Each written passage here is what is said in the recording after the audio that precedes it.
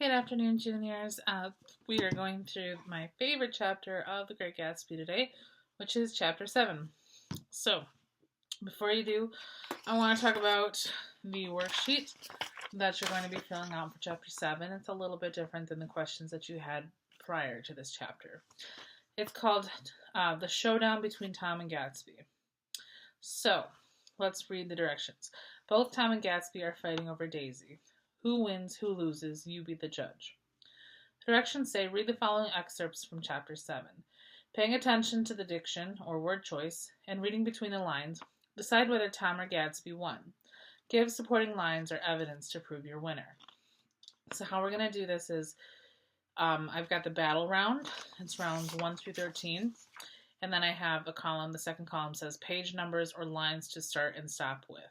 So for example, round 1, page 125, it starts with her voice struggled, and it goes to page 126 and ends with everybody smoked all through lunch. So the conversation that happens between those lines, you're going to decide who's the winner in that round, Gatsby or Tom. And then let's say you choose Gatsby, then you're going to pick a line or a sentence from the book that proves that Gatsby's the winner.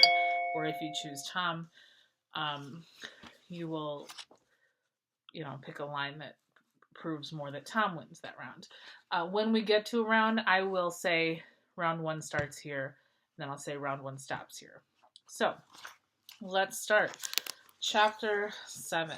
This is an excellent chapter. Just 2 more to go. Let's see if I can find it.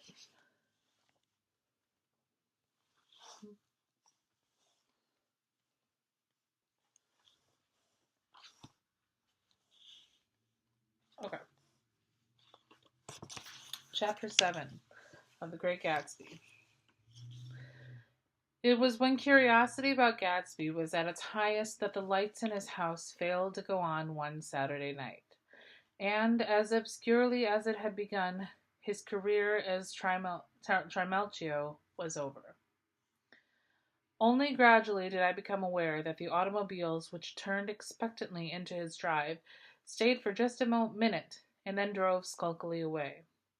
Wondering if he were sick, I went over to find out. An unfamiliar butler with a villainous face squinted at me suspiciously from an open door. "Is Mr. Gatsby sick?" "Nope." After a pause, he added, "Sir," in a dilatory, grudging way. I hadn't seen him around, and I was rather worried.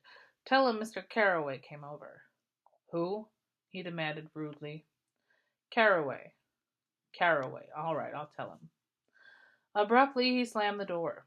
My Finn informed me that Gatsby had dismissed every servant in his house a week ago and replaced them with half a dozen others who never went into West Egg Village to be bribed by the tradesmen, but ordered moderate supplies over the telephone. The grocery boy reported that the kitchen looked like a pigsty, and the general opinion in the village was that the new people weren't servants at all. Next day, Gatsby called me on the phone. "Going away?" I inquired. "No, old sport. I hear you fired all your servants."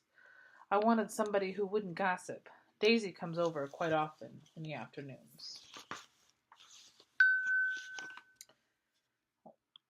So the whole caravansary had fallen in like a card house at the disapproval in her eyes.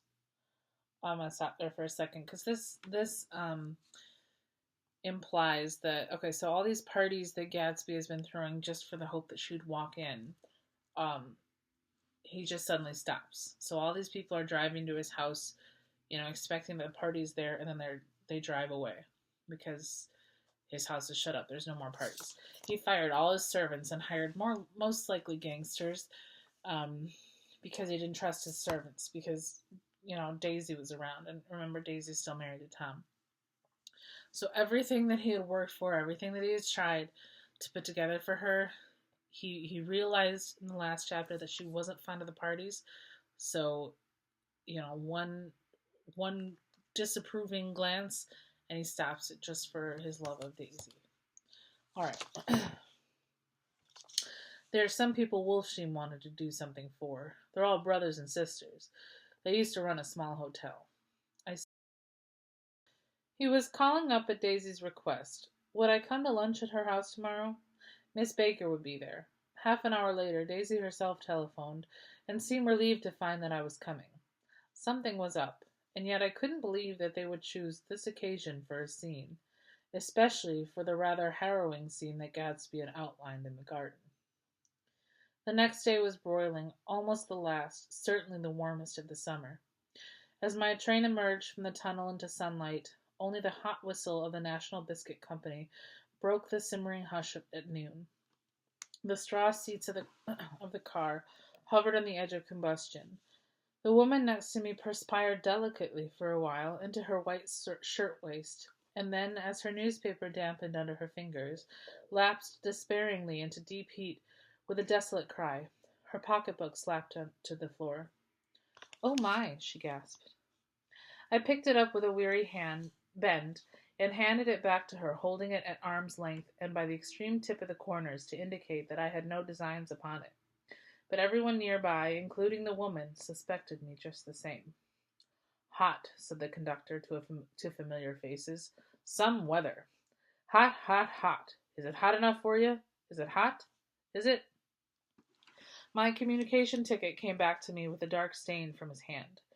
That anyone should care in this heat whose flushed lips he kissed, whose head made damp the pajama pockets over his heart. Through the hall of the Buchanan's house blew a faint wind, carrying the sound of a telephone bell out to Gatsby and me as we waited at the door. Okay, so just to make sure you're clear, Gatsby finally called Nick back and said and asked Nick if he would come to Daisy's house the following day. And then Daisy called to make sure that Nick was coming too, because their plan is to tell Tom the truth. And as Gatsby wants Daisy, Gatsby wants Daisy to leave Tom and come with her. So their whole plan of setting up this lunch is to do that. And they just feel more comfortable with Nick and Jordan around. So that's why they invited them there. So now we're at the next day, the hottest day of the year. "All right." "The master's body," roared the butler into the mouthpiece. "I'm sorry, madam, but we can't furnish it. It's far too hot to touch this noon." What he really said was, "Yes, yes, I'll see." He set down the receiver and came toward us, glistening slightly, to take off our stiff straw hats. "Madam expects you in the salon," he cried, needlessly, indicating the direction. In this heat, every extra gesture was an affront to the common store of life.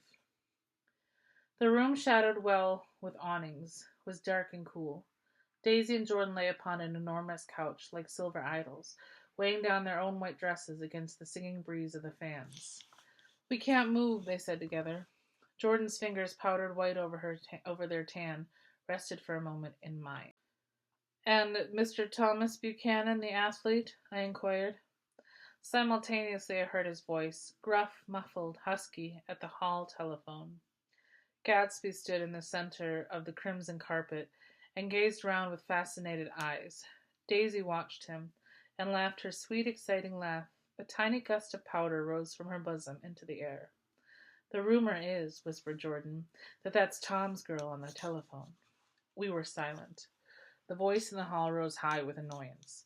"Very well, then. I won't sell you the car at all. I'm under no obligations to you at all.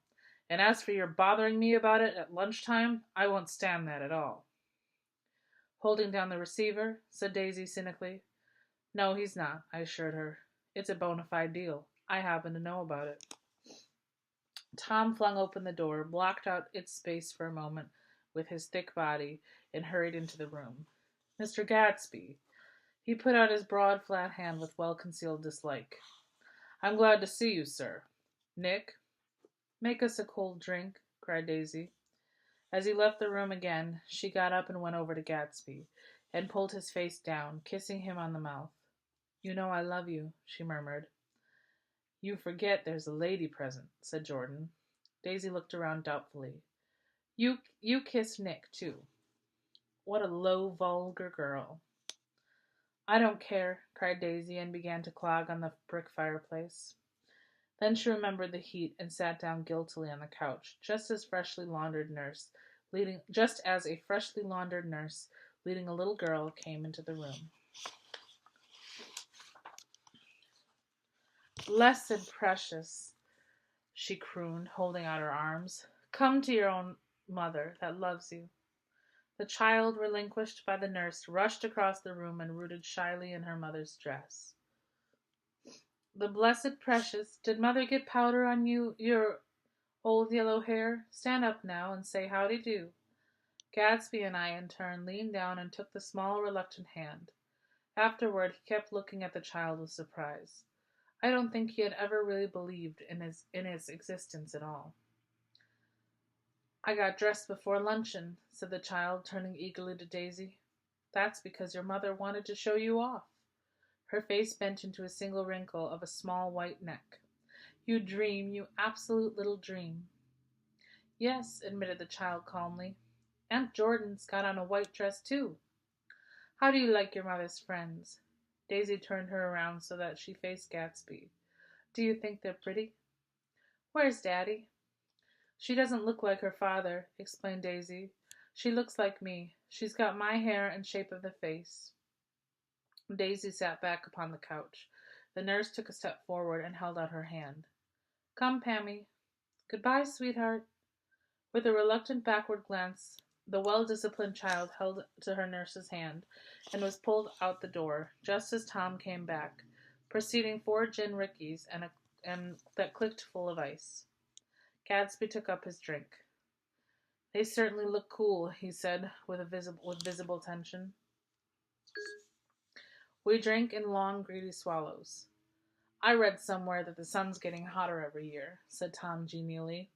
"It seems that pretty soon the Earth's going to fall into the sun. Or, wait a minute, it's just the opposite.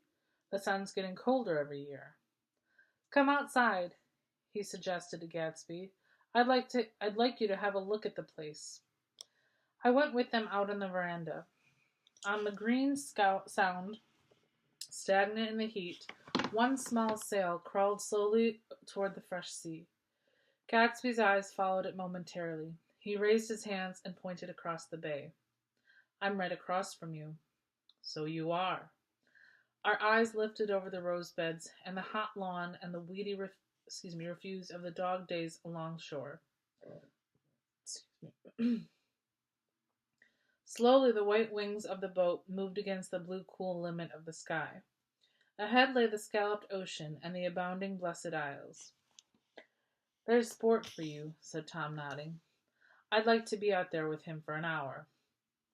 We had luncheon in the dining room, darkened too, against the heat, and drank down nervous gaiety with cold ale. "What'll we do with ourselves this afternoon?" cried Daisy. "And the day after that? And the next 30 years?" "Don't be morbid," Jordan said. "Life starts all over again when it gets crisp in the fall." "But it's so hot," insisted Daisy, on the verge of tears.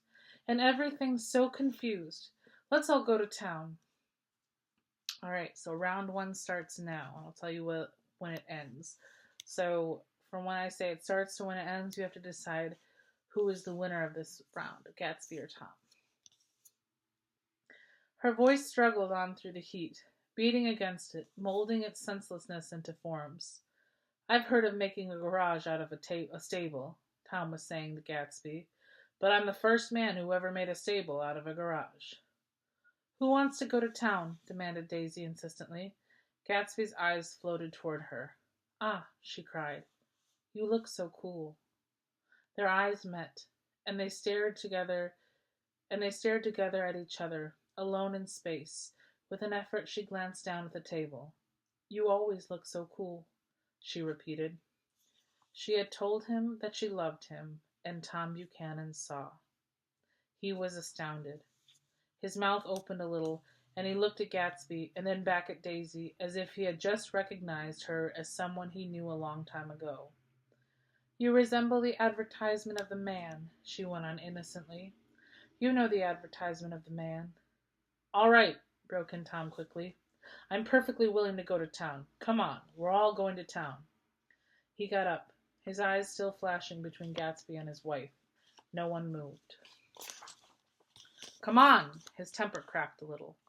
"What's the matter anyhow? If we're going to town, let's start." His hand trembled with his effort at self-control, bore to his lips the last of his glass of ale. Daisy's voice got us to our feet and out on the blazing gravel drive. Are we just going to go? She objected. Like this? Aren't we going to let anyone smoke a cigarette first? Everybody smoked all through lunch.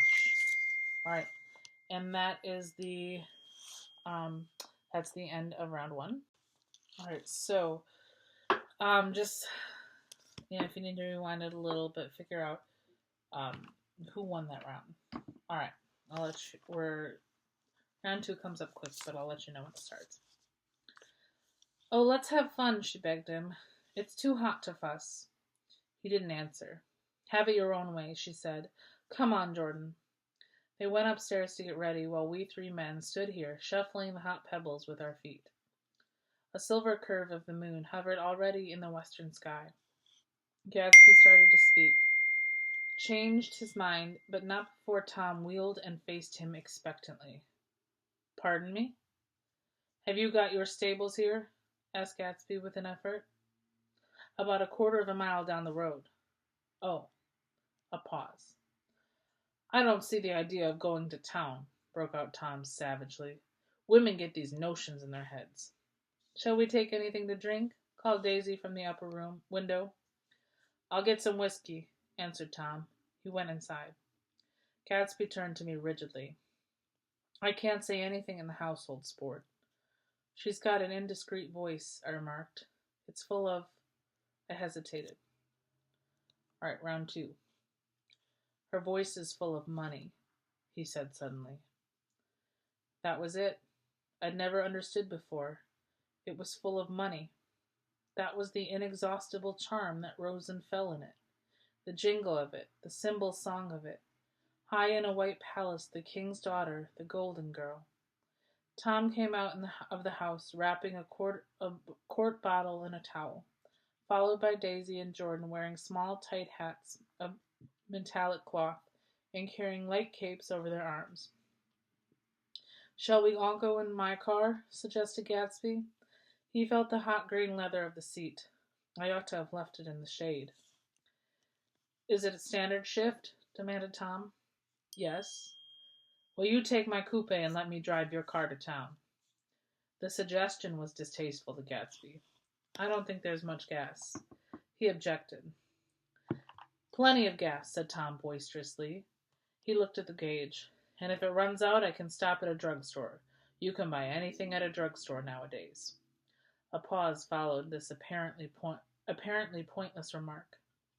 Daisy looked at Tom, frowning, and an indefinable expression, at once definitely unfamiliar and vaguely recognizable, as if I had only heard it described in words, passed over Gatsby's face. Come on, Daisy, said Tom, pressing her with his hand toward Gatsby's car. I'll take you in this circus wagon. He opened the door, but she moved out of the circle of his arm. You take Nick and Jordan. We'll follow in the coupe. She walked close to Gatsby, touching his coat with her hand. Jordan and Tom and I got into the front seat of Gatsby's car. Tom pushed the unfamiliar gears tentatively, and we shot off into the oppressive heat, leaving them out of sight behind. Did you see that? Demanded Tom. See what? He looked at me keenly, realizing that Jordan and I must have known all along. You think I'm pretty dumb, don't you? He suggested. Perhaps I am, but I have almost a second sight sometimes that tells me what to do. Maybe you don't believe that, but science. He paused. The immediate contingency overtook him, pulled him back from the edge of the theoretical abyss. I've made a small investigation of this fellow, he continued. I could have gone deeper if I'd known. Do you mean you've been to a medium? Inquired Jordan humorously. What? Confused, he stared at us as we laughed. A medium? About Gatsby. About Gatsby? No, I haven't. I said I'd been making small investigation of his past. And you found he was an Oxford man? Said Jordan helpfully. An Oxford man. He was incredulous. Like hell he is. He wears a pink suit. Nevertheless, he's an Oxford man. Oxford, New Mexico, snorted Tom contemptuously, or something like that. All right, that's the end of round two. So for that one, from when Gatsby says Daisy's voice is full of money to this car ride, who has won that round. Now keep in mind, they're all going into town after Tom realizes that Daisy and Gatsby are having an affair. And Tom insists that he take Gatsby's car and Gatsby drive Tom's car. He tries to take Daisy. Daisy's like, nope, you, Nick, and Jordan go in that car. I'll go with Gatsby. So the driving arrangement is important right now. Again, and you'll find out later why. Tom, Jordan, and Nick are in Gatsby's yellow car, and Daisy and Gatsby are in Tom's blue car. All right, just so you know, the next round 3, will not be for a few pages. So I didn't forget. I'll just take a minute. Listen, Tom, if you're such a snob, why did you invite him to lunch? Demanded Jordan crossly. Daisy invited him. She knew him before we were married. God knows where. We were all irritable now with the fading ale, and aware of it. We drove for a while in silence. Then, as Dr. T.J. Eckelberg's faded eyes came into sight down the road, I remembered Gatsby's caution about gasoline. We've got enough to get us to town, said Tom. But there is a garage right there, objected Jordan. I don't want to get stalled in this baking heat. Tom threw on both brakes impatiently, and we slid to an abrupt, dusty stop under Wilson's sign. After a moment, the proprietor emerged from the interior of his establishment and gazed hollow-eyed at the car. Let's have some gas, cried Tom roughly. What do you think we stopped for? To admire the view? I'm sick, said Wilson without moving. I've been sick all day. What's the matter? I'm all run down. Well, shall I help myself? Tom demanded. You sounded well enough on the phone. With an effort, Wilson left the shade and supported the doorway and, breathing hard, unscrewed the cap of the tank. In the sunlight, his face was green. I didn't mean to interrupt your lunch, he said, but I need money pretty bad, and I was wondering what you were going to do with your old car. How do you like this one? Inquired Tom. I bought it last week. So again, Tom's saying, whose car is he driving? He's driving Gatsby's, but he's telling Wilson he bought the car. It's a nice yellow one, said Wilson, as he strained at the handle. Like to buy it? Pig chance, Wilson smiled faintly. No, but I could make some money on the other one. What do you want money for all of a sudden? I've been here too long. I want to get away. My wife and I want to go west. Your wife does? Exclaimed Tom, startled. Remember, his wife is Myrtle, the one that Tom is having an affair with. But Wilson doesn't know that it's Tom. She's been talking about it for 10 years. He rested for a moment against the pump, shading his eyes. And now she's going, whether she wants to or not. I'm going to get her away. The coupe flashed by us with a flurry of dust and the flash of a waving hand. What do I owe you? Demanded Tom harshly. I just got wised up to something funny the last 2 days, remarked Wilson. That's why I want to get away. That's why I've been bothering you about the car. What do I owe you? $1.20. Okay. So before I continue, so he has to stop for gas. Remember, they're ahead of Daisy and Gatsby. But as he stops, Wilson says that they want to get out of town. This makes Tom upset, obviously, because that means Myrtle's going. Wilson also just said he wised up to something, meaning he heard news of something. Well, what do you assume that is that he heard news of, that he wants to get him and Myrtle out? So he probably has some idea about Myrtle having an affair. Again, he doesn't know it's Tom, but he knows Myrtle's having an affair, so he wants to go. So he wants to buy Tom's car so he could sell it and get money off of it. But while Wilson is telling him that he got wised up to something, Tom sees Daisy and Gatsby pass them. So now he wants to get going. It's like a race right now to see, who's the bigger man. So that's where we're at right now. The relentless beating heat was beginning to confuse me, and I had a bad moment there before I realized that so far his suspicions hadn't alighted on Tom. He had discovered that Myrtle had some sort of life apart from him in another world, and the shock had made him physically sick. I stared at him, and then at Tom, who had made a parallel discovery less than an hour before. And it occurred to me that there was no difference between men, in intelligence or race, so profound as the difference between the sick and the well. Wilson was so sick that he looked guilty, unforgivably guilty, as if he had just got some poor girl with child. "I'll let you have the car," said Tom. "I'll send it over tomorrow afternoon." The locality was always vaguely disquieting, even in the broad glare of the afternoon, and now I turned my head as though I had been warned of something behind. Over the ash heaps the giant eyes of Dr. T.J. Eckelberg kept their vigil, but I perceived after a moment that other eyes were regarding us with peculiar intensity from less than 20 feet away. In one of the windows over the garage, the curtains had been moved aside a little, and Myrtle Wilson was peering down at the car. So engrossed was she that she had no consciousness of being observed, and one emotion after another crept into her face like objects into a slowly developing picture. Her expression was curiously familiar. It was an expression I had often seen on women's faces, but on Myrtle Wilson's face it seemed purposeless and inexplicable, until I realized that her eyes, wide with jealous terror, were fixed not on Tom, but on Jordan Baker, whom she took to be his wife. All right, also very important. Jordan is also in the car. So Tom pulls up in Gatsby's yellow car. Jordan is there. Nick is looking around. He sees Dr. T.J. Eckelberg's the billboard with the eye. Then he looks up at the garage, the upper window. He sees Myrtle Wilson peering out the window. Myrtle is so intently staring at Jordan because Jordan thinks, because Myrtle has never seen Daisy. So she thinks that the woman in the car with Tom is Daisy. All right.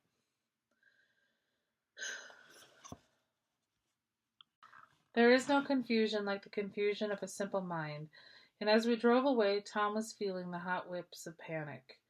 His wife and his mistress, until an hour ago secure and inviolate, were slipping precipitately from his control.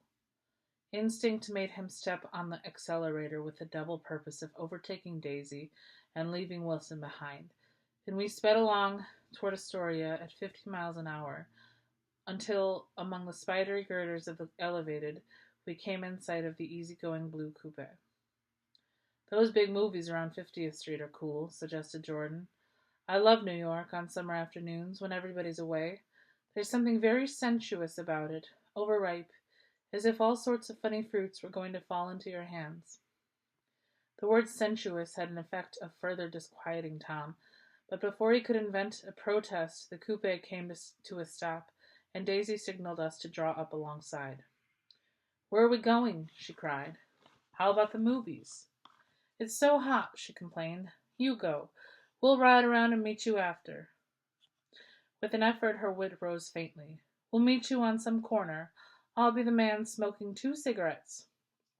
"We can't argue about it here," Tom said impatiently, as a truck gave out a cursing whistle behind us.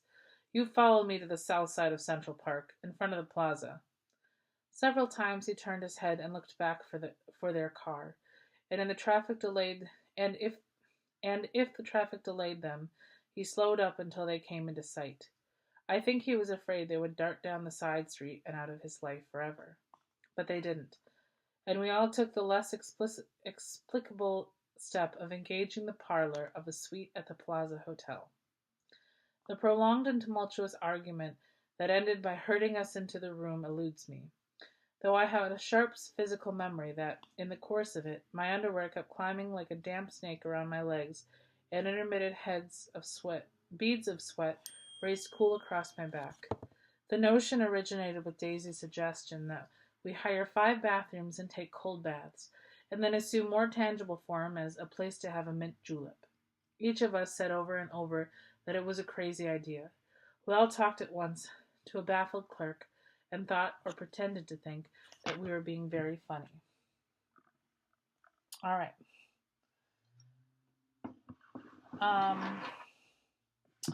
Let's move to, okay, so now we're about to do round three. Round three. The room was large and stifling, and though it was already 4 o'clock, opening the windows admitted only a gust of hot shrubbery from the park. Daisy went to the mirror and stood with her back to us, fixing her hair. "It's a swell suite," whispered Jordan respectfully, and everyone laughed. "Open another window," commanded Daisy without turning around. "There aren't any more." "Well, we better telephone for an axe." "The thing to do is forget about the heat," said Tom impatiently. "You make it 10 times worse by crabbing about it." He unrolled the bottle of whiskey from the towel and put it on the table. "Why not let her alone, old sport?" remarked Gatsby. "You're the one that wanted to come to town." There was a moment of silence.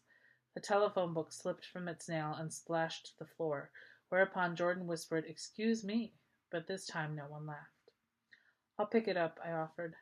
"I've got it." Gatsby examined the parted string, muttered, in an interested way, and tossed the book on the chair. "That's a great expression of yours, isn't it?" said Tom sharply. "What is?" "All this old sport business. Where'd you pick that?" "Now see here, Tom," said Daisy, turning around from the mirror. "If you're going to make personal remarks, I won't stay here a minute. Call up and order some ice for the mint julep." All right, that's the end of round three. Who won that one? Again, you're writing down Gatsby or Tom in the winner round, and you're finding a quote that proves that either Gatsby or Tom won that round. As Tom took up the receiver, the compressed heat exploded into sound, and we were listening to the pretentious chords of Metallischon's wedding march from the ballroom below. "Imagine marrying anybody in this heat," cried Jordan dismally. "Still, I was married in the middle of June," Daisy remembered. "Louisville in June. Somebody fainted. Who was it fainted, Tom?" All right, round 4 begins now. "Biloxi," he answered shortly. "A man named Biloxi. Biloxi. And he made boxes. That's a fact. And he was from Biloxi, Tennessee. They carried him into my house," appended Jordan, "because we lived just 2 doors from the church. And he stayed 3 weeks, until Daddy told him he had to get out. The day after he left, Daddy died." After a moment, she added, as if she might have sounded irreverent, there wasn't any connection. "I used to know a Bill Biloxi from Memphis," I remarked. "That was his cousin. I knew his whole family history before he left. He gave me an aluminum putter that I use today." The music had died down as the ceremony began, and now a long cheer floated in the window, followed by intermittent cries of "Yay!" and finally by a burst of jazz as the dancing began. "We're getting old," said Daisy. "If we were young, we'd rise and dance." "Remember Biloxi," Jordan warned her. "Where'd you know him, Tom?" "Biloxi?" He concentrated with an effort. "I didn't know him. He was a friend of Daisy's." "He was not," she denied. "I'd never seen him before. He came down in a private car." "Well, he said he knew you. He said he was raised in Louisville. Asa Bird brought him around at the last minute and asked if we had room for him." Jordan smiled. He was probably bumming his way home. He told me he was president of your class at Yale." Tom and I looked at each other blankly. "Biloxi?" "First place, we didn't have any president." Gadsby's foot beat a short, restless tattoo, and Tom eyed him suddenly. "By the way, Mr. Gadsby, I understand you're an Oxford man." "Not exactly." "Oh, yes, I understand you went to Oxford." "Yes, I went there." A pause. Then Tom's voice, incredulous and insulting. "You must have gone there about the time Biloxi went to New Haven." Another pause. A waiter knocked and came in with crushed mint and ice, but the silence was unbroken by his thank you, and the soft closing of the door. This tremendous detail was to be cleared up at last. "I told you I went there," said Gatsby. "I heard you, but I'd like to know when." "It was in 1919. I only stayed 5 months. That's why I can't really call myself an Oxford man." Tom glanced around to see if we mirrored his unbelief, but we were all looking at Gatsby. All right, that's the end of round 4. That one might be a little confusing for you. So, because there was a original conversation between Daisy, Tom, Jordan, and Nick about a man they all knew. Of course, Gatsby wasn't in their life at this time, so he didn't know. They're talking about this man, Biloxi, who was a liar. And then Tom, as they're talking about liars, turns to Gatsby and pretty much, without outwardly saying you're a liar, accuses him of being so, saying you're an Oxford man. But Gatsby says he was there. Okay. Hold on. What was it he said? He was there in 1919, and that's right after the war. I only stayed for 5 months. That's why I can't really call myself an Oxford man. Okay, so this is kind of a kick in the pants to Tom here, because Tom is trying to accuse him of lying, whereas Gatsby has just revealed that, yes, he said he's gone to Oxford, and he really had been there, but only for 5 months as an officer. So he kind of made Tom look like an idiot there. All right.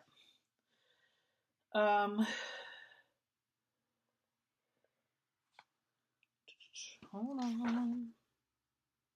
All right. The next round starts right away. So this next section is round 5.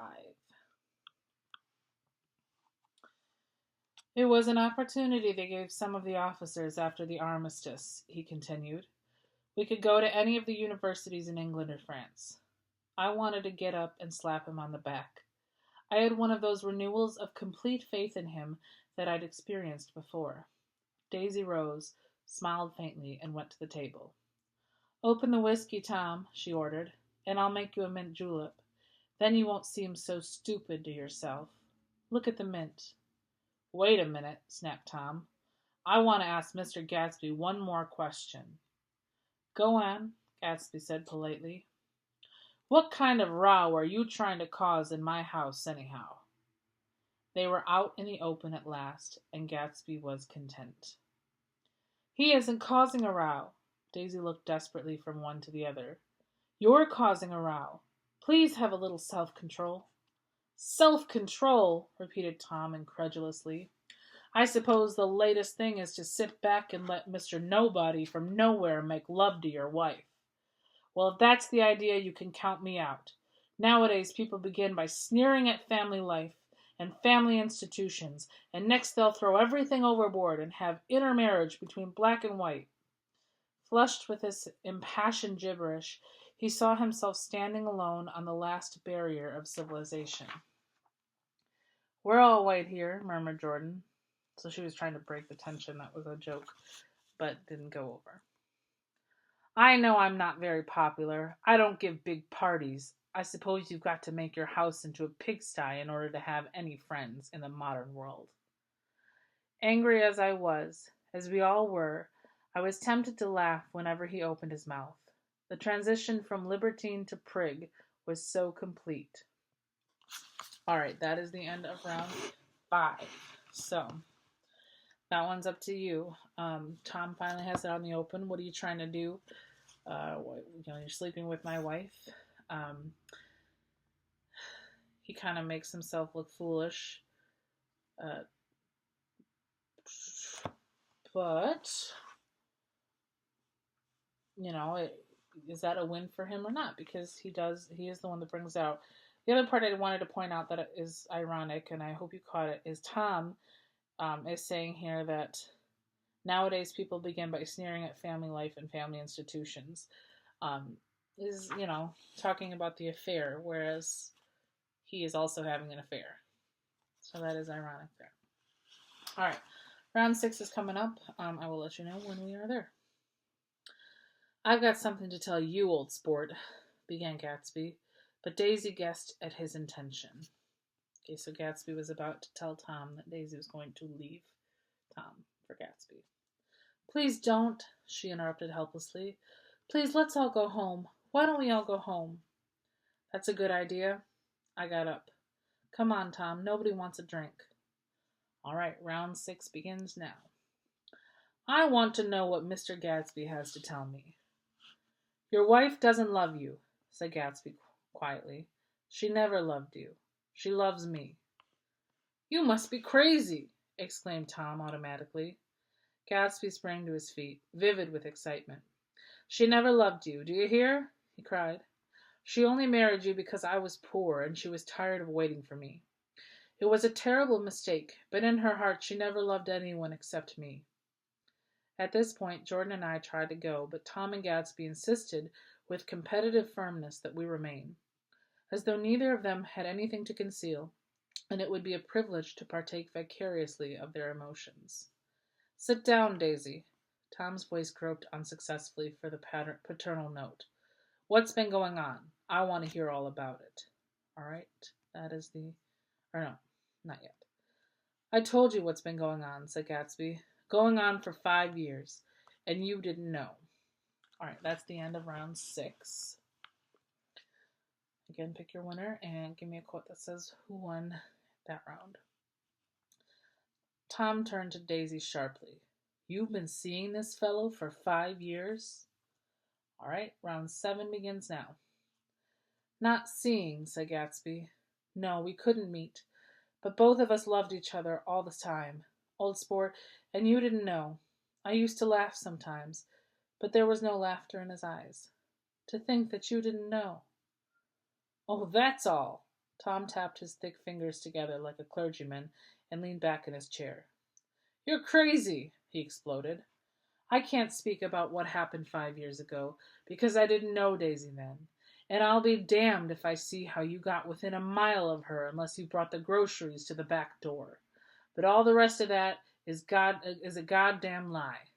Daisy loved me when she married me, and she loves me now. No, said Gatsby, shaking his head. She does, though. The trouble is that sometimes she gets foolish ideas in her head and doesn't know what she's doing. He nodded sagely. And what's more, I love Daisy too. Once in a while I go off on a spree and make a fool of myself, but I always come back, and in my heart I love her all the time. You're revolting, said Daisy. She turned to me, and her voice, dropping an octave lower, filled the room with a thrilling scorn. Do you know why we left Chicago? I'm surprised they didn't treat you to the story of that little spree. Gatsby walked over and stood beside her.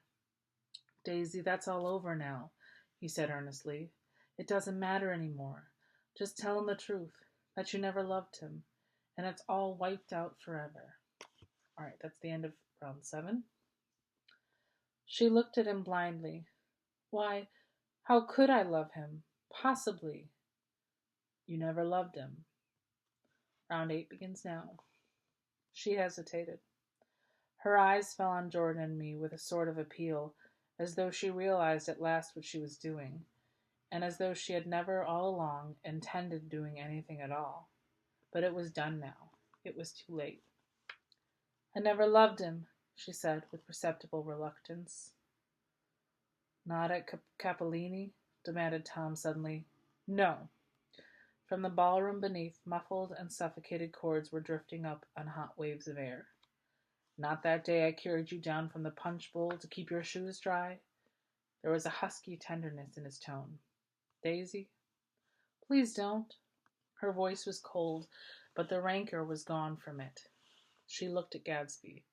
There, Jay, she said, but her hand as she tried to light a cigarette was trembling. Suddenly she threw the cigarette and the burning match on the carpet. Oh, you want too much, she cried to Gatsby. I love you now. Isn't that enough? I can't help what's past.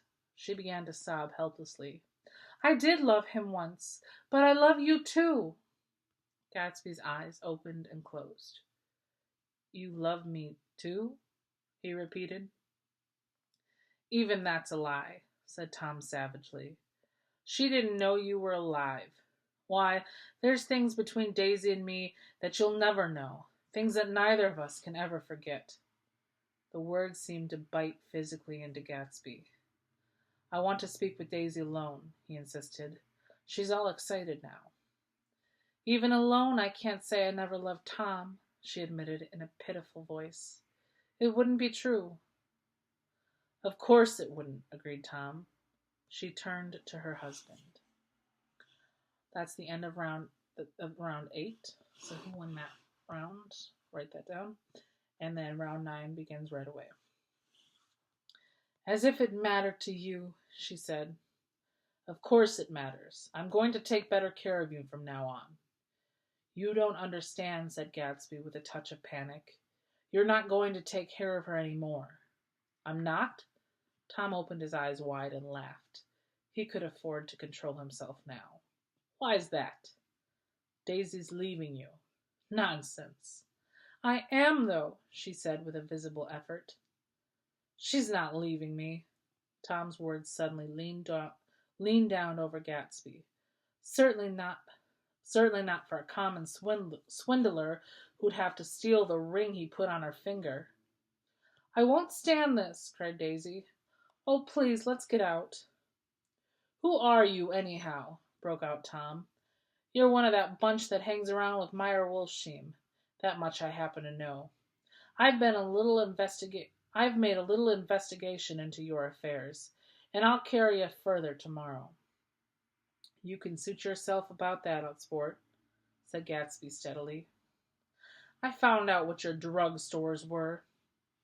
He turned to us and spoke rapidly. He and this Wolfsheim bought up a lot of side street drugstores here and in Chicago and sold grain alcohol over the counter. That's one of his little stunts. I picked him for a bootlegger the first time I saw him, and I wasn't far wrong. What about it? Said Gatsby politely. I guess your friend Walter Chase wasn't too proud to come in on it. And you left him in the lurch, didn't you? You let him go to jail for a month over in New Jersey. God, you ought to hear Walter on the subject of you.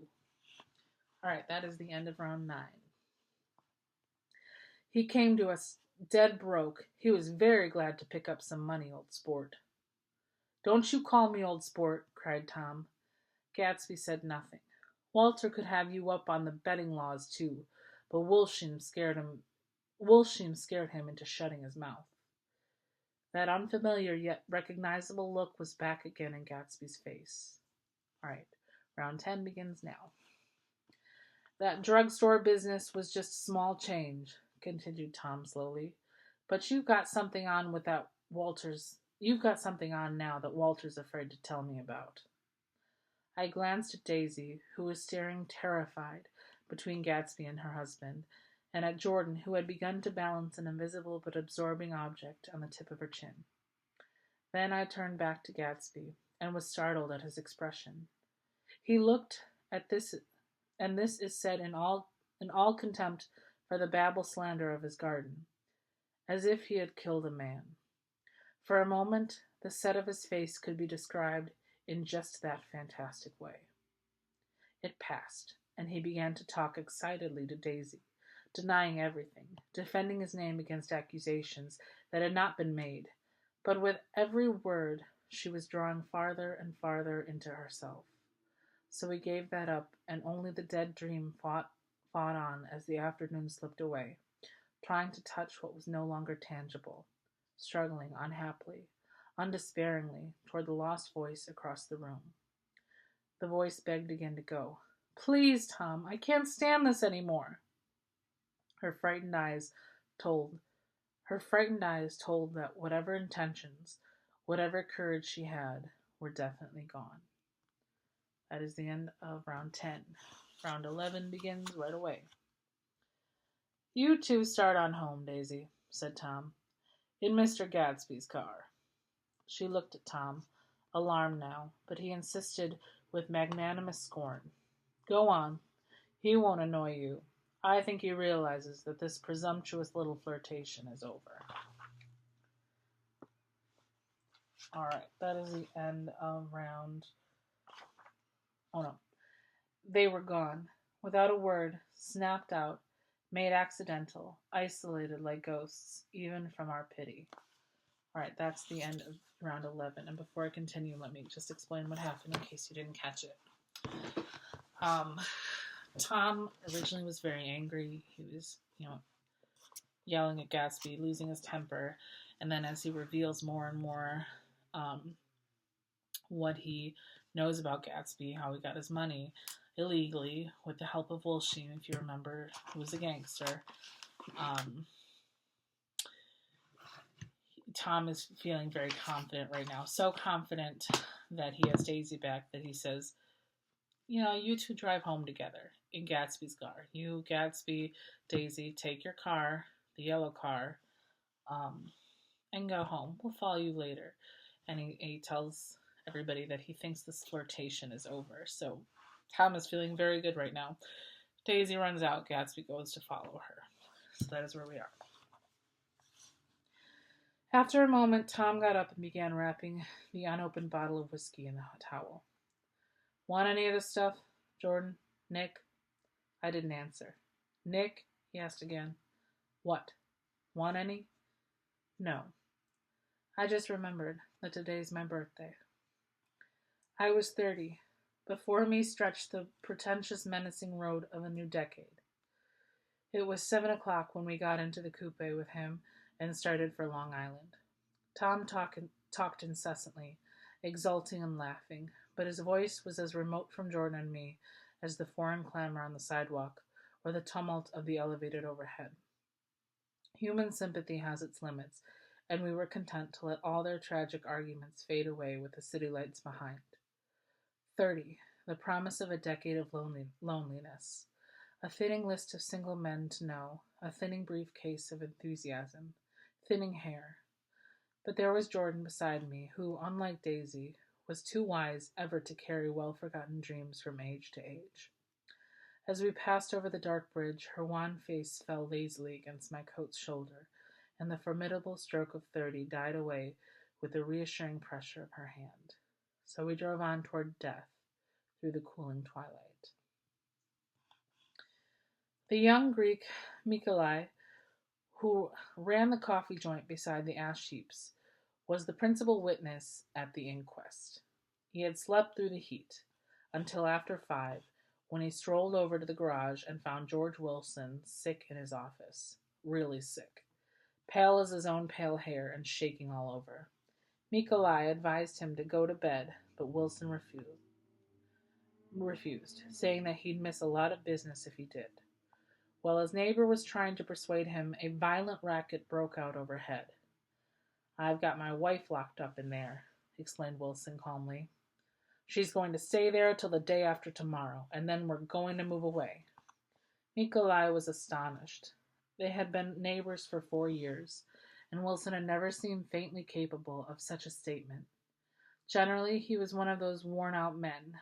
When he wasn't working, he sat on a chair in the doorway and stared at the people and the cars that passed along the road. When anyone spoke to him, he invariably laughed in an agreeable, colorless way. He was his wife's man and not his own. So naturally, Nikolai tried to find out what had happened, but Wilson wouldn't say a word. Instead, he began to throw curious, suspicious glances at his visitor and ask him what he'd been doing at certain times on certain days. Just as the latter was getting uneasy, some workman came past the door, bound for his restaurant, and Nikolai took the opportunity to get away, intending to come back later. But he didn't. He supposed he forgot to, that's all. When he came outside again, a little after 7, he was reminded of the conversation because he heard Mrs. Wilson's voice, loud and scolding, downstairs in the garage.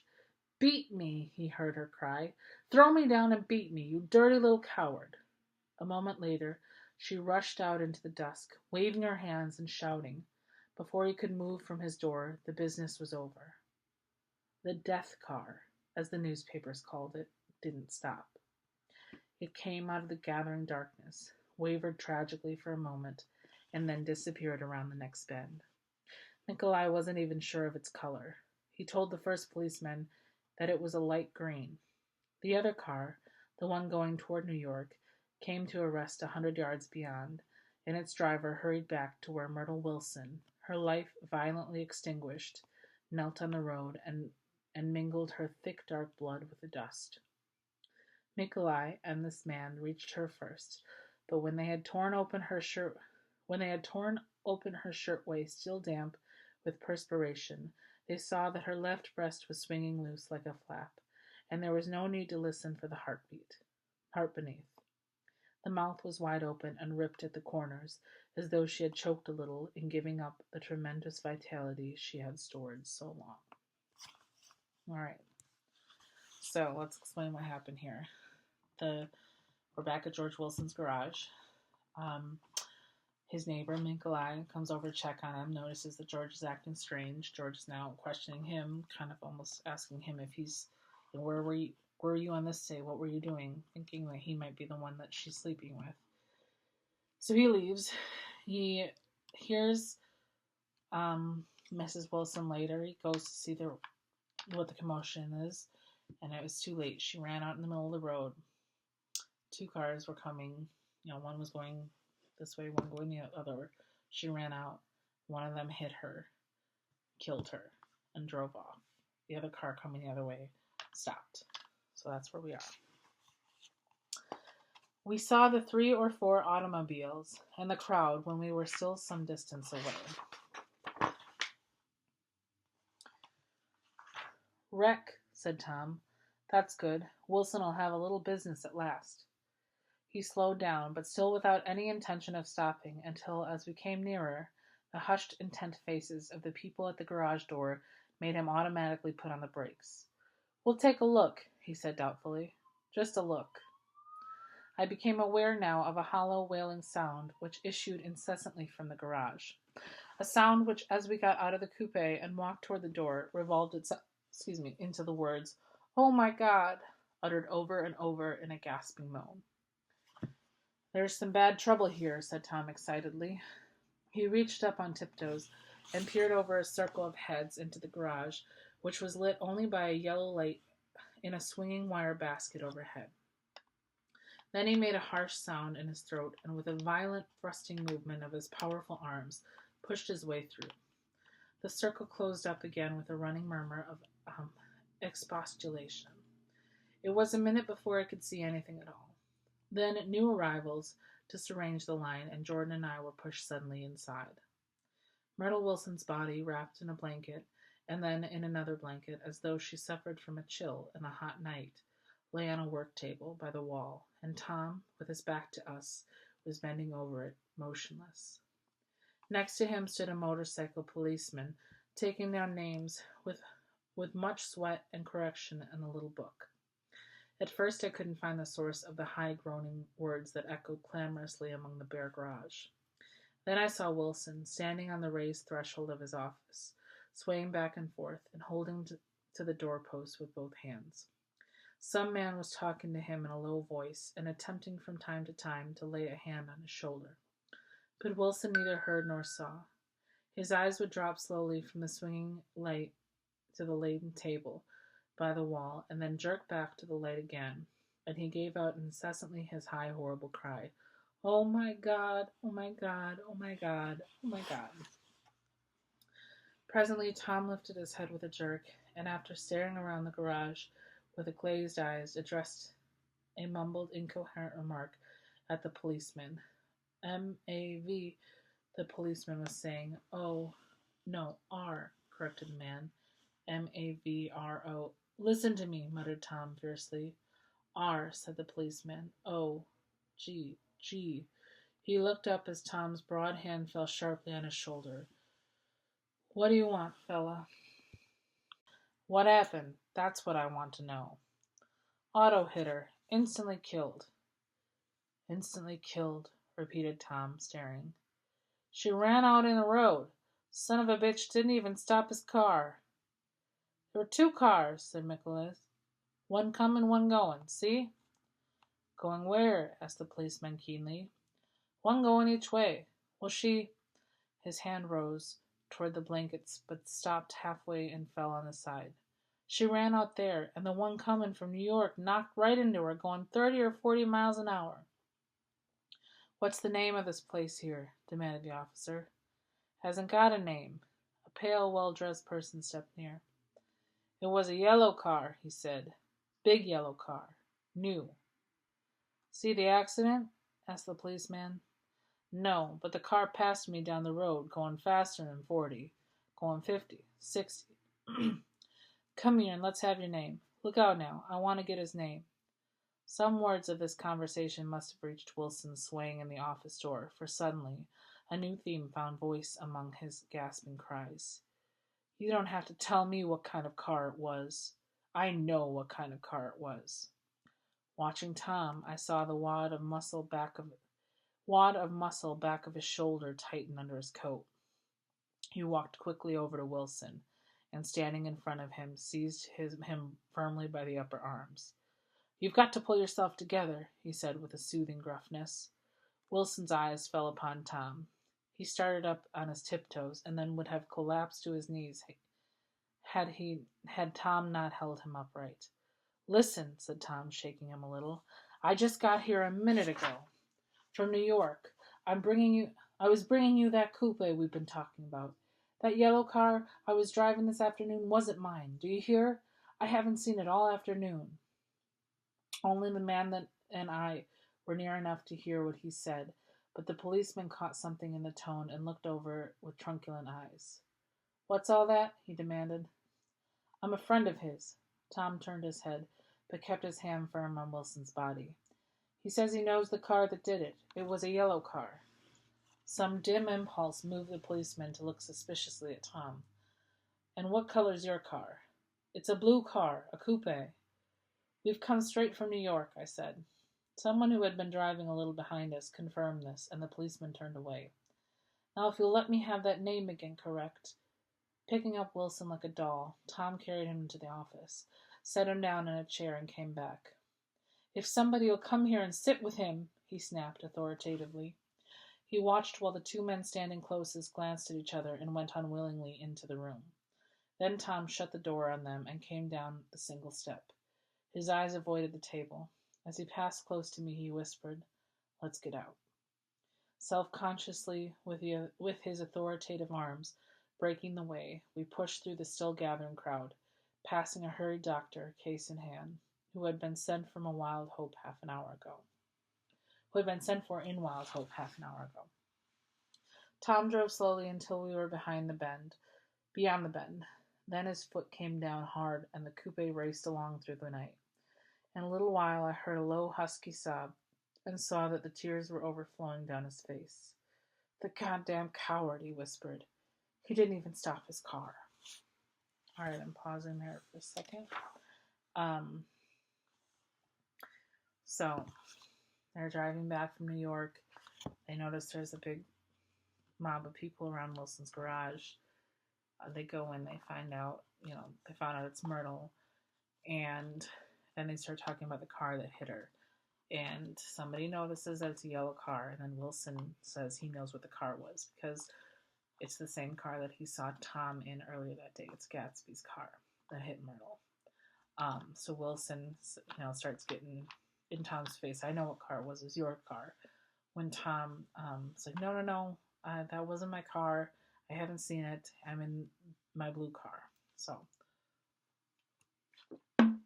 that is, no, they don't know who the car belongs to. Nobody but the group, Tom, Gatsby, Jordan, all of them. They're the only ones that know it's Gatsby's car. All right. The Buchanan's house floated suddenly toward us through the dark, rustling trees. Tom stopped beside the porch and looked up at the second floor window, where two windows bloomed with light among the vines. Daisy's home, he said, as we got out of the car. He glanced at me and frowned slightly. I ought to have dropped you in West Egg, Nick. There's nothing we can do tonight. A change had come over him, and he spoke gravely and with decision. As we walked across the moonlit gravel to the porch, he disposed of the situation in a few brisk phrases. I'll telephone for a taxi to take you home, and while you're waiting, you and Jordan better go in the kitchen and have them get you some supper, if you want any. He opened the door. Come in. No, thanks. But I'd be glad if you'd order me the taxi. I'll wait outside. Jordan put her hand in my arm. Won't you come in, Nick? No, thanks. I was feeling a little sick, and I wanted to be alone. But Jordan lingered for a moment more. It's only 9:30, she said. I'd be damned if I'd go in. I'd had enough of all of them for one day, and suddenly that included Jordan too. She must have seen something of this in my expression, for she turned abruptly away and ran up the porch steps into the house. I sat down for a few minutes with my head in my hands until I heard the phone taken up inside and the butler's voice calling a taxi. Then I walked slowly down the drive away from the house, intending to wait by the gate. I hadn't got 20 yards when I heard my name, and Gatsby stepped from between two bushes into the path. I must have felt pretty weird by that time, because I could think of nothing except the luminosity of his pink suit under the moon. "What are you doing?" I inquired. "Just standing here, old sport." Somehow that seemed a despicable occupation. For all I knew, he was going to rob the house in a moment. I wouldn't have been surprised to see sinister faces, the faces of Wolsheim's people, behind him in the dark shrubbery. "Did you see any trouble on the road?" he asked after a minute. "Yes." He hesitated. "Was she killed?" "Yes. I thought so. I told Daisy I thought so. It's better that the shock should all come at once. She stood it pretty well." He spoke as if Daisy's reaction was the only thing that mattered. "I got to West Egg by the side road," he went on, "and left the car in my garage. I don't think anybody saw us, but of course I can't be sure." I disliked him so much by this time that I didn't find it necessary to tell him he was wrong. "Who was the woman?" he inquired. "Her name was Wilson. Her husband owns the garage. How the devil did it happen?" "Well, I tried to swing the wheel." He broke off, and suddenly I guessed at the truth. "Was Daisy driving?" "Yes," he said after a moment. "But of course I'll say I was. You see, when we left New York, she was very nervous, and she thought it would steady her to drive. And this woman rushed out at us just as we were passing a car coming the other way. It all happened in a minute, but it seemed to me that she wanted to speak to us. Thought we were somebody she knew.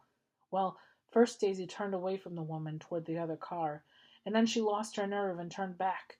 The second my hand reached the wheel, I felt the shock. It must have killed her instantly. It ripped her open. Don't tell me, old sport." He winced.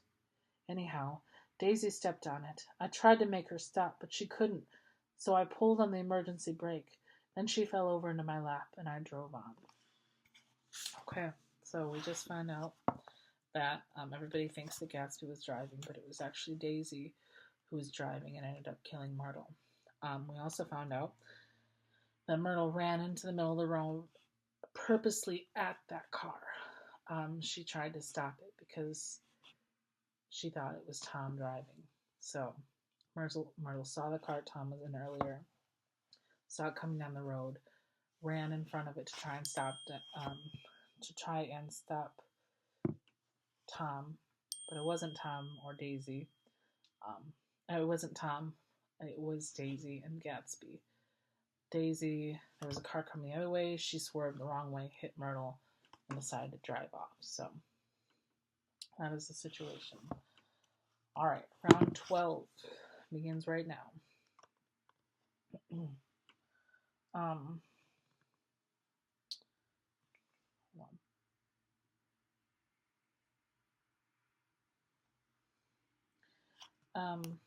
"She'll be all right tomorrow," he said presently. "I'm just going to wait here and see if he tries to bother her about that unpleasantness this afternoon. She's locked herself in her room, and if he tries any brutality, she's going to turn the light out and on again." "He won't touch her," I said. "He's not thinking about her." "I don't trust him, old sport." "How long are you going to wait?" "All night, if necessary. Anyhow, till they all go to bed." A new point of view occurred to me. Suppose Tom found out that Daisy had been driving. He might think we saw a connection in it. He might think anything. I looked at the house. There were 2 or 3 bright windows downstairs, and the pink glow from Daisy's room on the second floor. "You wait here," I said. "I'll see if there's any sign of a commotion." I walked back along the border of the lawn, traversed the gravel softly, and tiptoed up the veranda steps. The drawing-room curtains were open, and I saw that the room was empty. Crossing the porch, where they had dined that June night 3 months before, I came to a small rectangle of light which I guessed was the pantry window. The blind was drawn, but I found a rift at the sill. Daisy and Tom were sitting opposite each other at the kitchen table, with a plate of cold fried chicken between them and 2 bottles of ale. He was talking intently across the table at her, and in his earnestness his hand had fallen upon the cover and covered her own. Once in a while she looked up at him and nodded in agreement. They weren't happy, and neither of them had touched the chicken or the ale, and yet they weren't unhappy either. There was an unmistakable air of natural intimacy about the picture, and anybody would have said that they were conspiring together. As I tiptoed from the porch, I heard my taxi feeling its way along the dark road toward the house. Gatsby was waiting where I would left him in the drive. "Is it all quiet up there?" he asked anxiously. "Yes, it's all quiet," I hesitated. "You better come home and get some sleep." He shook his head. "I want to wait here till Daisy goes to bed. Good night, old sport." All right, that's the end of round 12, and this last paragraph is 13. He put his hands in his coat pocket and turned back eagerly to his scrutiny of the house, as though my presence marred the sacredness of the vigil. So I walked away and left him standing there in the moonlight, watching over nothing. Okay. That is the end of chapter 7 and the end of the fight. So once you've filled out the front half of that, the back page has a couple questions for you. Who is the winner of Daisy? And then it asks you to decide. There's a quote in that asks you to decide how does it influence her decision. And it asks you what is the turning point. So I'm going to let you answer those. If you have questions, let me know. I'll get chapter 8 up in a few days. I hope you're well. All right.